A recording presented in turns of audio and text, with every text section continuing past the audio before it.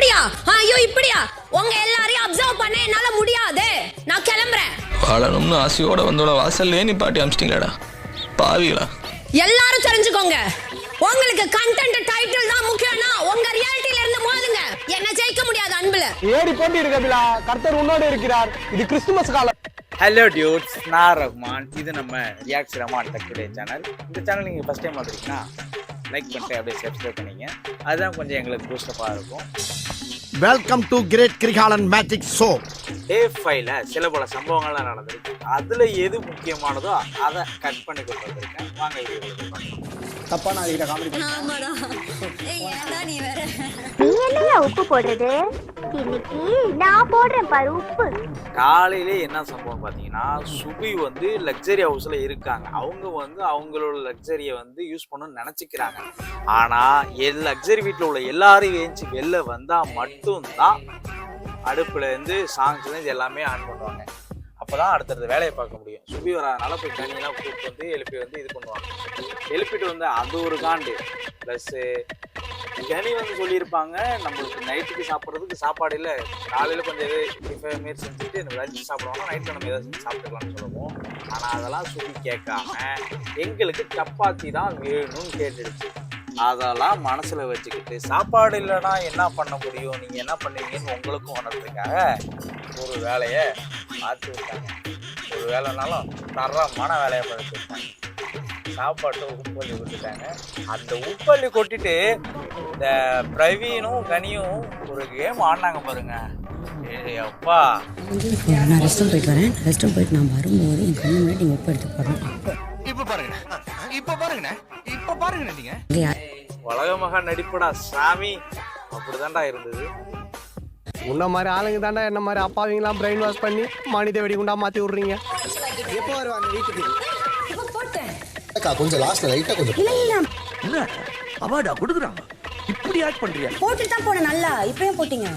நான் அப்ப கொஞ்சம் போட்டேன், இப்ப கொஞ்சம் போட்டேன். இந்த மாதிரி ஆர்வம் கொள்ள ஏதாவது பண்ணிட்டு இருந்தா உள்ளதுக்கு வச்சிருக்காங்க. நீங்க போட்டீங்களா? நானும் இப்ப போட்டேன்.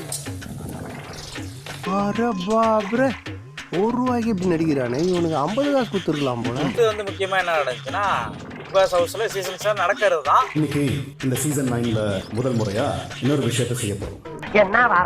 எனக்கு என்ன தெரியும், கேளுடா. இந்த வாட்டி ஃபர்ஸ்ட் வீக்கே கொண்டு வந்துட்டாங்க ஜெயிலு. இந்த பிக் பாஸ் வீட்ல ஒரு முக்கியமான இடத்தை அறிமுகப்படுத்த வேண்டிய நேரம் வந்தாச்சு. பிக் பாஸ் சீசன் 9 சிறைவாசி. ஜெயில கொண்டு வந்துட்டாங்க ஃபர்ஸ்ட் வீக்கே. அதுக்கு யார் யாரெல்லாம் அனுப்புறான்னு ஓட்டு வச்சாங்க. அதுல வந்து நிறைய பேர் குத்துன ஓட்டு வந்து வினோத்துக்கும் வியானாவுக்கும் தான். இவ்வளவு ட்ரிக்ஸா என்னை உள்ள கொண்டாந்துட்டாங்களே. வியானா, வினோத் ஜெயிலுக்கான யூனிஃபார்மை போட்டுக்கிட்டு நீங்க 2 பேரும் ஜெயிலுக்குள்ள போகலாம். அவ்வளவுதான், சங்கு தான் ஓடணும் எங்களுக்கு. நான் ஜெயிலுக்கு போறேன் எல்லாரும் பாத்துக்க, நானும் பெரிய ராவடி. அவங்க 2 பேரையும் ஜெயிலுக்கு அனுப்பிச்சது மட்டும் இல்லாம அவங்களுக்கு பாய் சொல்லி வரான்னு பாரு. அங்க நிக்கிறாங்க வைக்கலாம். அனுப்பி விட்டுட்டு எல்லாரும் பாய் வேற சொல்றீங்க.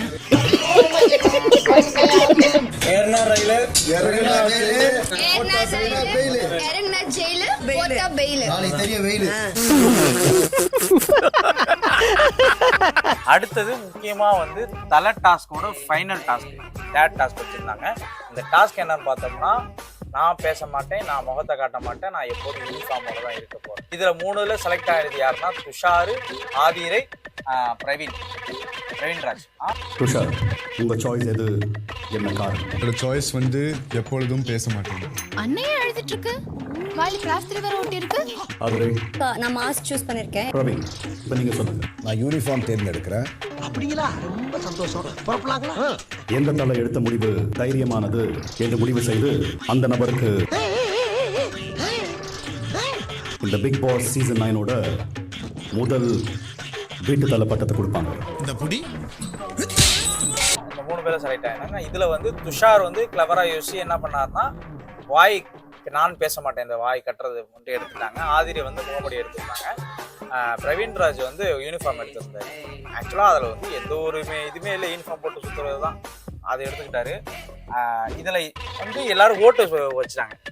யார் எப்படி, எது கஷ்டமான டாஸ்க்கு, கேப்டனாக இருக்கிறதுக்கு எதுக்கு அது இஷ்டமாக இருந்தாச்சுன்னு பார்க்கும்போது அப்சல்யூட்லி வந்து துஷார் எடுத்தது தான். ஏன்னா நம்ம பேசி கன்வே பண்ண முடியாமல் ஆக்ஷன்லேயே கன்வே பண்ணுறது வந்து ரொம்ப கஷ்டம். ஆதிரை வந்து மாஸ்க்கு அவங்க முகத்தை மட்டும்னா அவங்களோட ஆக்ஷனு பேச்சு அதெல்லாம் இருக்கும். யூனிஃபார்ம் வந்து ஒன்றுமே இல்லைன்னு வச்சுக்கீங்களேன், துஷார் தான். அது வந்து பிரவீன் காந்தி வந்து என்ன சொன்னார்னா கூடாதுன்றது very tough as well as முகத்துல 70% நான் தான் கூட சொல்ல முடியாது. அவருக்கு சொல்லு, நீ தான் தைரியமான ஆளு, சொல்லு சொல்றா. கொடுக்கப்பட்ட தண்டனையில் மிகப்பெரிய தண்டனையா நான் துஷார் தான் நினைக்கிறேன். நான் அவன் யாரா உள்ள கை தட்டினவன்? நான் என்ன சர்க்கஸா கட்டினேன்? எனக்கு துஷார் வந்து நான் செலக்ட் பண்ற பிக் பாஸ். நானும் துஷார் தான் சொல்லுவேன். நானும் துஷார் தான் சொல்றேன்.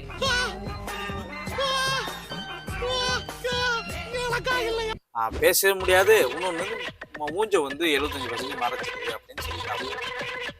அதே பிடிச்சிக்கிட்டு வீட்டில் உள்ள எல்லாருமே சொல்லிட்டாங்கன்னு வச்சுக்கோங்களா, அது வந்து ஆதிரிக்கு பொறுக்க முடியல. கொஞ்சம் கதறல் கொஞ்சம் சத்தமாகவே இருந்துச்சு. ஆதிரை மாஸ்க் மாட்டிக்கங்க. நீங்க தேர்வு செஞ்ச விஷயங்களை போட்டுக்கிட்டே இருக்கணும். சுத்தம் எப்படின்னு சூப்பர்ல. துஷார் வீட்டு தலைக்கு வாய்க்கட்டு இருந்தா நல்லா இருக்காது. அதெல்லாம் என்ன நியாயம்? அநியாயமா இல்ல? அதெல்லாம் உங்களுக்கு அடுக்குமா? எனக்கு அவன் வின் பண்ணதுலாம் பிரச்சனை இல்லை, எனக்கு ஹாப்பி தான் துஷார் போனது. ஆனா ஒண்ணுதாங்க, ஆவனா தான் ரெண்டு. நான் தலையே ஆகலடா, நான் எதுக்குடா இதை போட்டுட்டு சுத்திட்டு இருக்கணும்? இன்னும் கொஞ்சம் போய் எந்த அளவுக்கு போயிட்டாங்கன்னா பிக் பாஸ் டீமே தப்புன்னு சொல்லிட்டாங்க. அப்பா இவங்க எடுத்த டிசிஷனே தப்பு தானே? கேட்டியா சிவாபி? தவறு. எது தவறு?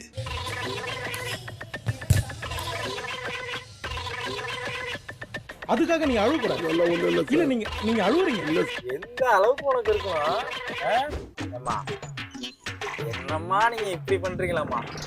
நான் எதுக்கு அதை போட்டிருக்கணும்? தலையே ஆகல.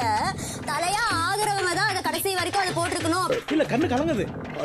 இல்ல வந்துடுச்சு.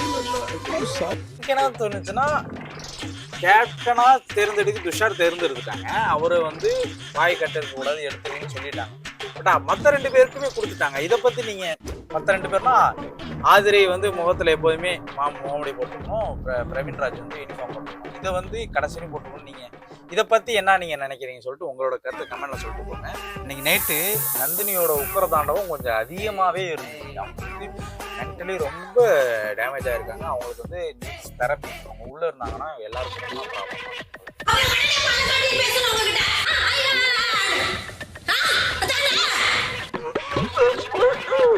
ஐயா ஜூடா கலந்துட்டு இருக்கு. Excuse me. You don't stop me. Please leave. Hey, you don't stop. You don't stop. நீ காதன் வந்து கத்தினுங்கிற கொசு மாதிரி சொன்னதே சொல்லு. அப்படி வருமா இப்படி வருமா கண்டென்ட்? நந்தினி வீட்டை விட்டு போயிட்டாங்க.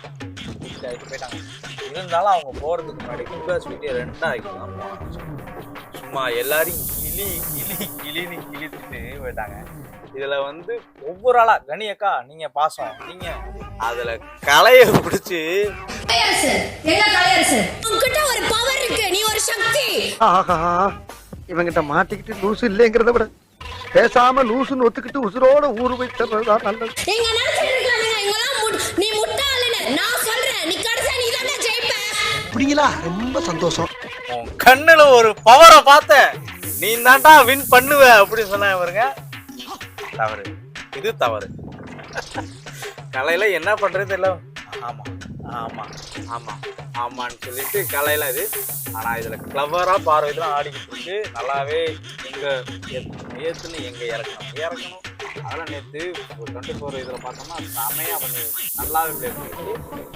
ஃபஸ்ட்டு பிக் பாஸோட ஃபஸ்ட்டு அஃபிஷியல் எவிக்டட் யாருன்னு பார்த்தோம்னா நந்தினி தான். அவங்க உள்ளே இருந்தால் எல்லாருக்கும் தான் ப்ராப்ளம். ஸோ அவங்க போகிறது தான் நல்லதுன்னு நம்ம சொல்லிட்டோம்.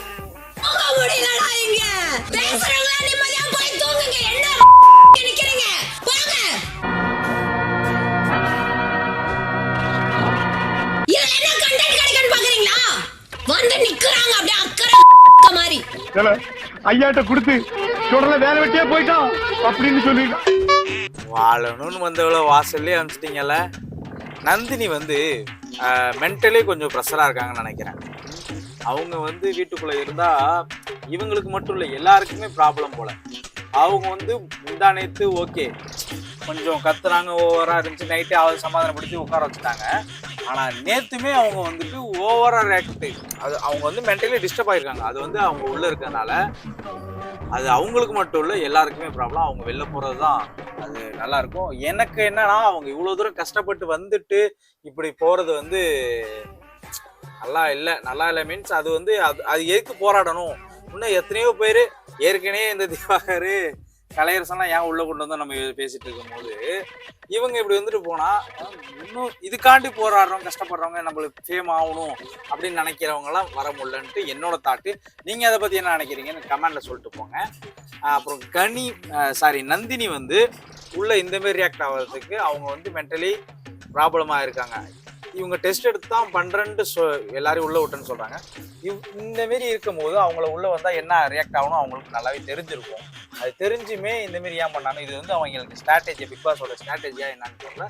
இது உங்களுக்கு என்ன தோணுதுன்னு உங்களோட ஒப்பீனியனை கமெண்ட்ல சொல்லுங்க. அப்பதான் எனக்கும் தெரியும், நானும் இந்த வீடியோஸ் இம்ப்ரூவ் பண்ண முடியும். லைக் பண்ணுங்க, ஷேர் பண்ணுங்க, சப்ஸ்கிரைப் பண்ணுங்க. மறக்காம கீழே இருக்கிற பெல்ல ஒரு தட்டுங்க.